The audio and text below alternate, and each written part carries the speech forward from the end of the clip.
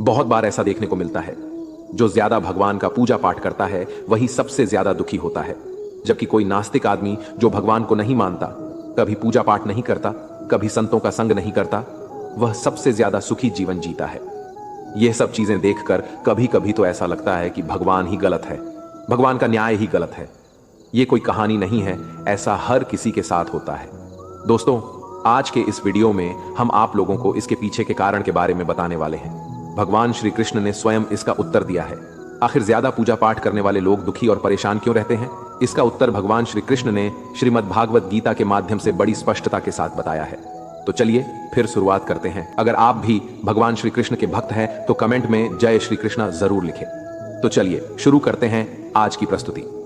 दोस्तों, बात द्वापर युग की है, जब भगवान श्री कृष्ण और अर्जुन के बीच संवाद हो रहा था। तब अर्जुन ने भगवान श्री कृष्ण से पूछा कि माधव, जो लोग ज्यादा पूजा पाठ करते हैं वह ज्यादातर दुख और परेशान रहते हैं, इसके पीछे क्या कारण है? जबकि जो लोग भगवान का नाम भी नहीं लेते, भगवान का स्मरण बिल्कुल भी नहीं करते और हमेशा गलत कार्य में लिप्त रहते हैं, उन लोगों को मैं सुखी देखता हूं। इसके पीछे का रहस्य मुझे समझाने का प्रयास करें। तब भगवान श्री कृष्ण ने एक छोटी सी कहानी के माध्यम से अर्जुन को इसका उत्तर दिया। आइए जानते हैं उस छोटी सी कहानी के बारे में। एक गुरु के दो शिष्य थे, दोनों ही पढ़े लिखे विद्वान थे। दोनों में फर्क सिर्फ इतना था कि एक भगवान को मानने वाला था और दूसरा भगवान को ना मानने वाला नास्तिक था।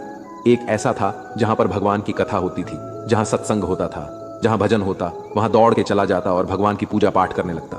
दूसरा शिष्य इन सब चीजों से दूर था। वह शराब पान भी करता था, वेश्याओं के साथ नमन करता था। सारी बुरी आदतें दूसरे शिष्य में थी। एक दिन क्या हुआ, एक शिष्य शराब पीकर अनाब शनाब बोलते हुए रास्ते में पैदल चलते हुए अपने घर को जा रहा था। अचानक उसको रास्ते में पैसों से भरा एक बैग मिल जाता है। उसकी खुशी का ठिकाना नहीं रहता। वह जोर जोर से चिल्लाते हुए सबको बताता है, मुझे आज पैसों से भरी बैग की थैली मिल गई, मेरा जीवन सफल हो गया, इन पैसों से अपने जीवन की आवश्यकताओं की पूर्ति करूंगा। वही दूसरा मित्र मंदिर से भजन करते हुए अपने घर को जा रहा था।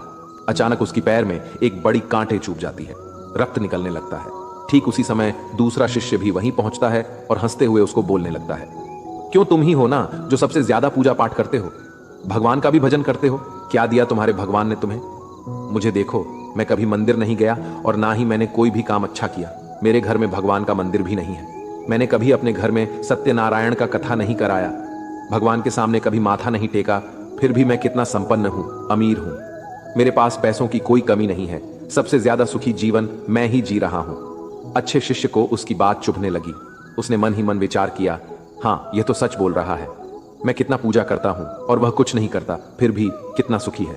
इतना सोचते हुए वह अपने गुरु के पास चला जाता है और यही प्रश्न गुरु से करता है। गुरुजी मुस्कुराते हुए बोले, भगवान जो करते हैं अच्छे के लिए ही करते हैं। जिसकी जैसी योग्यता होती है उसको उसी के अनुसार फल देते हैं। अब तुम्हारे प्रश्नों का उत्तर तुम जानते हो। भगवान ने तुम्हारे पैर में ही क्यों छुभाई कांटे और उसको पैसों से भरी हुई बैग क्यों मिली? सुनो, तुमने पिछले जन्म में बहुत पाप किया था, इसलिए तुम्हारी आज मौत होने वाली थी।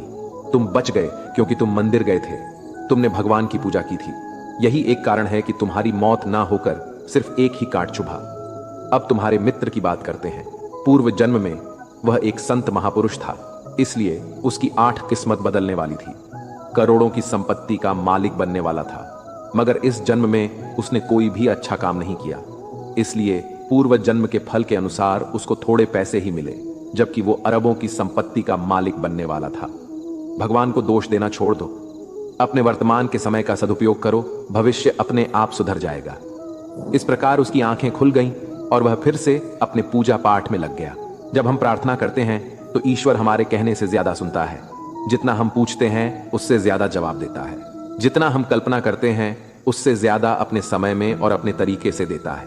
समय का चक्र बहुत तेज चलता है, इसलिए ना तो बल का अहंकार करे, ना ही अपने धन का। जीवन में वाणी को संयम ही रखना अनिवार्य है, क्योंकि वाणी से दिए हुए घाव कभी भरे नहीं जा सकते।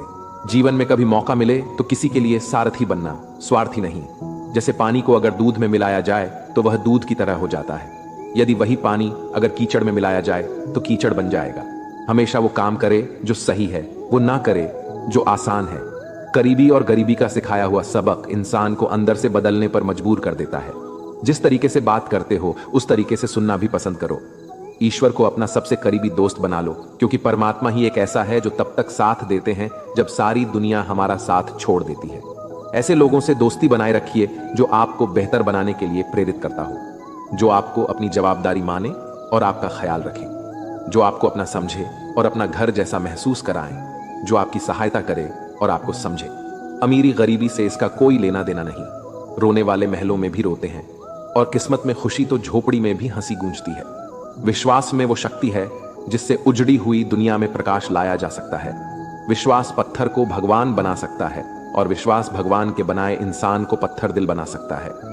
किसी की यादों में घुट घुट कर मरने से अच्छा है कि आप अपनी ताकत को अपने लक्ष्य पर लगाओ और इतने सफल बन जाओ कि एक दिन आपको छोड़ने वाला पछताने लगे।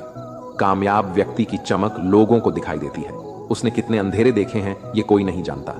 यदि सपने सच नहीं हो रहे हो तो रास्ते बदल लो, सिद्धांत नहीं। तो दोस्तों, आज के लिए बस इतना ही। उम्मीद करते हैं हमारे द्वारा दी गई जानकारी आपको पसंद आई होगी। तो मित्रों, अगर यह वीडियो आपको पसंद आई हो तो लाइक और शेयर जरूर कीजिएगा। अगर आपने हमारे चैनल को सब्सक्राइब नहीं किया है तो जरूर करिए। और हां, वीडियो को अंत तक देखने के लिए आपका बहुत बहुत धन्यवाद।